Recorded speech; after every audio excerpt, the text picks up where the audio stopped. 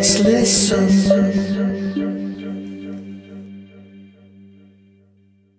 Is writing music for a film very hard? I suppose I should say yes. But It wasn't. no, it was really enjoyable, this particular project. Was it a relief, a change of pace? It was very refreshing to be able to do things that didn't necessarily have to have vocals on. So it was How do you, this is awkward, how do you get the job?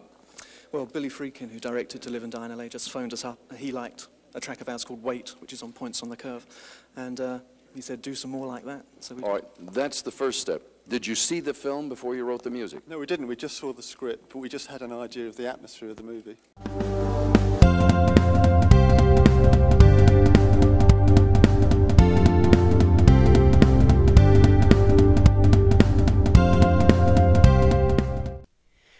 Welcome to Man on the Street, everyone, and today we are talking with talented musician and original member of Wang Chung, Mr. Nick Feldman. Nick, great to have you on Man on the Street today. How are you? Hey, Jamie. It's great to be a man on the street. So thanks for having me. Nick, you were born in North London, and you went to the University of Liverpool, and you studied psychology. And what a great thing to study if you're going into any of the arts, music, acting, whatever it may be. But you left there, the University of Liverpool, to go into work in the other side of music at DJM Live Music Agency. Right. And I think you're a part of a team that actually signed Stuart Leslie Goddard, otherwise known as Adam Ant. Talk about your time at DJM Live Music Agency. So that was a very interesting time for me because I'd been at Liverpool University, as you said. I'd got thrown out of the university after 2 years for studying alcoholology instead of psychology. But I mean, I was genuinely interested in psychology before I went there, but I found the course a bit frustrating, a bit too statistically based. And I just wanted to be in the music business. So when I got thrown out, I came to London not knowing what the hell I was going to do. And my parents weren't exactly thrilled with me either. And I sort of bullshitted, what can I say, bullshit? Yes. I bullshitted my way into a job. I thought, well, let's get into the music business, try and get in. If I can get into the business, then I can help my, music that I wanted to make. Because I was in a band with John Moss, who was going to be in Culture Club later on. And so it was an exciting time because punk was really happening and the new wave was really happening in London. And I was young and kind of interested in all the new stuff. And all the people working at DJM were kind of, well, this is not real music, it's rubbish, And but I went out and I found all sorts of interesting acts, and one of which was Adam and the Ants. I used to get them shows, and I remember getting the Clash a show for something like £10, I think I got them. It was an exciting time where I was out in all the clubs, all the places, checking out new bands. And I also brought in The Only Ones, a really cool new wave band that became very influential. So yeah, it was exciting times. Okay, in the mid-1970s, you put out an ad in Melody Maker magazine to form a band. And that's where you originally hook up with your future Wang Chung bandmate, Jack Hughes. And you guys come together and you form this band. And of course, like you said, this is around punk rock times.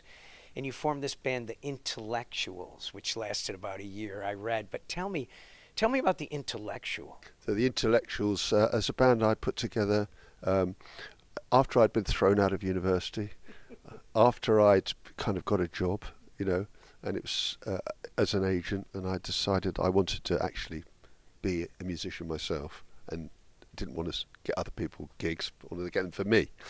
And I was living with this kind of crazy guy who used to be the drummer with a rock band called Atomic Rooster. And another friend of mine was working at a little sort of audio-visual studio, and he offered me some downtime. I'd written these kind of punk songs, and so I went into the studio with my friend, the drummer, and we just got free downtime in the evenings at night when no one was using the studio, and we recorded these crazy songs. I played all the instruments except for drums, and we made 5 songs, and I thought, well, I'm going to get a proper band together, and that's when I put the ad in the Melody Maker. spent all the money I had making it look important, me look important, which I wasn't. And Jack foolishly applied to it, and I chose him, and that's how we started to work together. Okay, after Intellectuals, I think it was a couple years after, you formed the band 57 Men, you and Jack, and that's when future Wang Chung drummer Darren Costin, he comes into play at that point. Band lasts, I think, about 18 months, I think I read, and then broke up. But that's interesting to me because I think there were some guys in that band, 57 Men, that ended up to be in some other big bands in the UK at that time. I believe in New Wave. Talk about 57 Men. Yeah, 57 Men, that was an interesting band. We sounded like 57 Men, sometimes a bit sort of chaotic, but there was a lot of talent in the band, and a friend of mine at the time was Glenn Gregory. We needed a singer, even though so Jack was happy or hadn't established himself as the main singer at that time.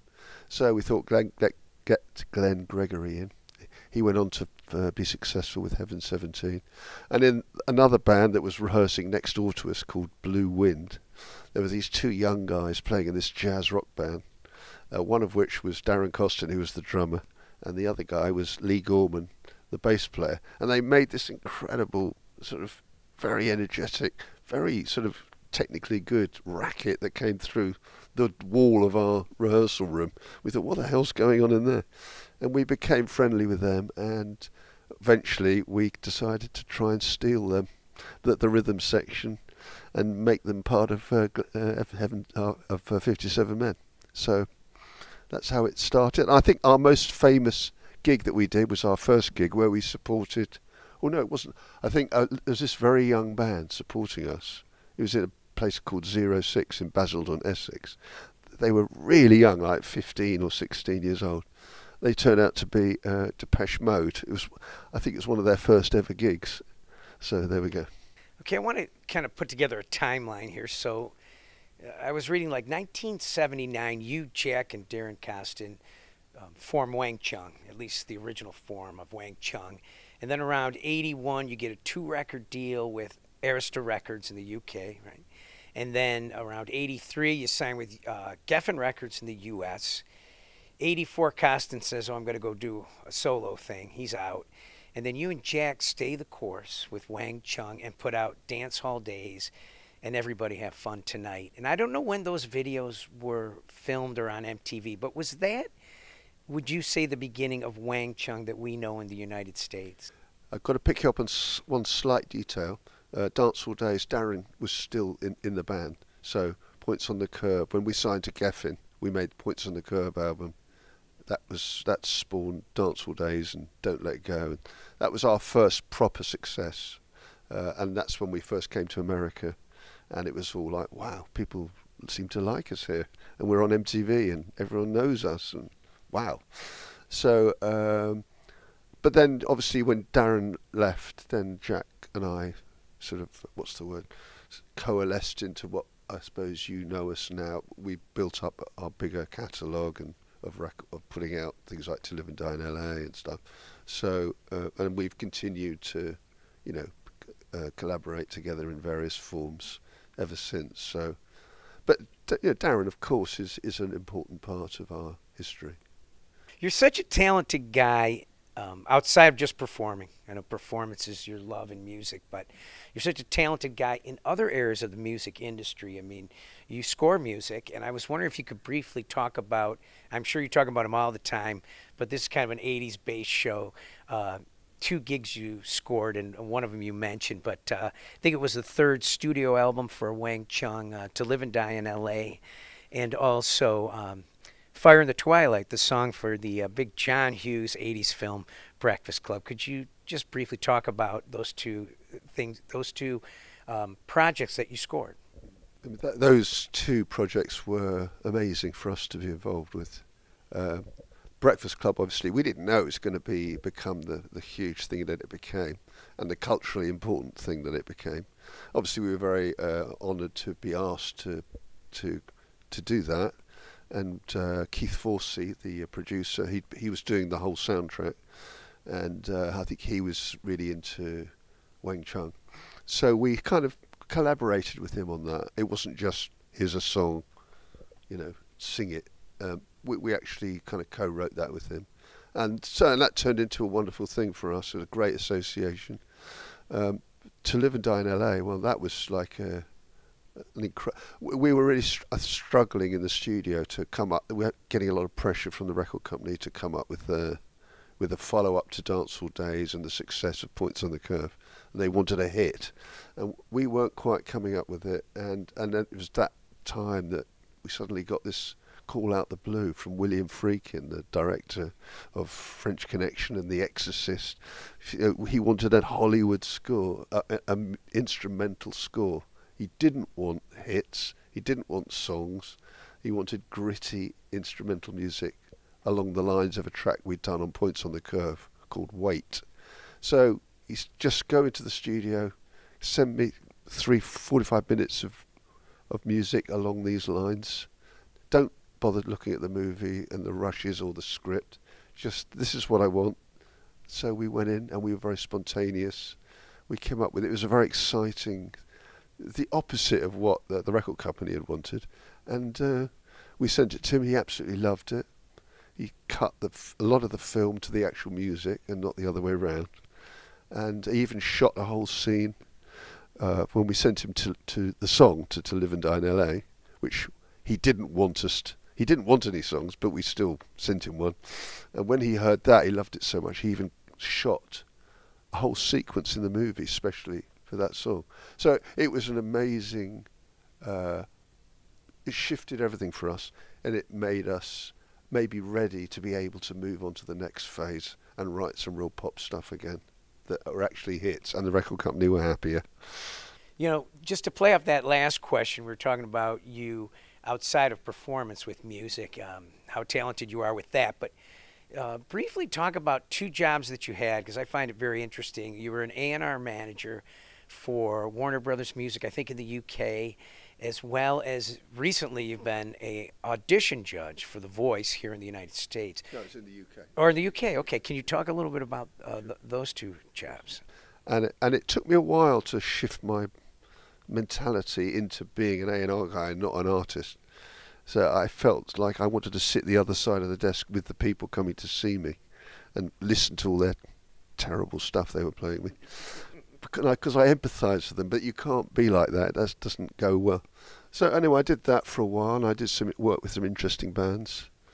I wrote a song with Suggs, the singer with Madness, who I was a fan of theirs, and I was A&Ring him, so we wrote a song together which went into the Avengers movie.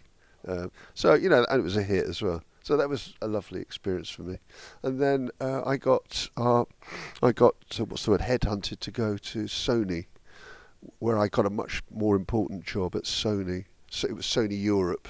So I was head of A&R for Sony Europe. And that gave me a whole different international perspective. And I did that for another 5 or so years, and that was fascinating. And then after that is when I got asked to be on The Voice. So I was like an auditions judge. I wasn't one of the guys sitting on the chairs that swivel around. I would be going around the country auditioning singers and with producers and everything, and just refining all the thousands and thousands of applicants down to a manageable number to be on the TV show. Nick, we have a lot of time left in 2024. The whole summer's coming. Lost 80s Live, whatever it may be. What is on the docket for Wang Chung coming up the rest of this year? Yeah, well, we're kind of busy this year. We're doing plenty of gigging. Obviously, we're on the cruise here, which has been lovely. But we're on a tour called Abducted by the 80s. So we're in America mainly. We're doing some gigs on the Totally Tubular tour. And then we're doing the Lost 80s tour. And we're putting out a greatest hits album. We're just organising a deal now with a record company to put out something towards the end, later on in the year. So that'll be all the greatest hits with some rarities, unreleased stuff. So that's exciting for us. I'm writing loads of songs, so I'm going to be, if I get time, I'm going to try and record some of those, and maybe do some new stuff with Jack as well for Wang Chung. So lots going on, lots going on.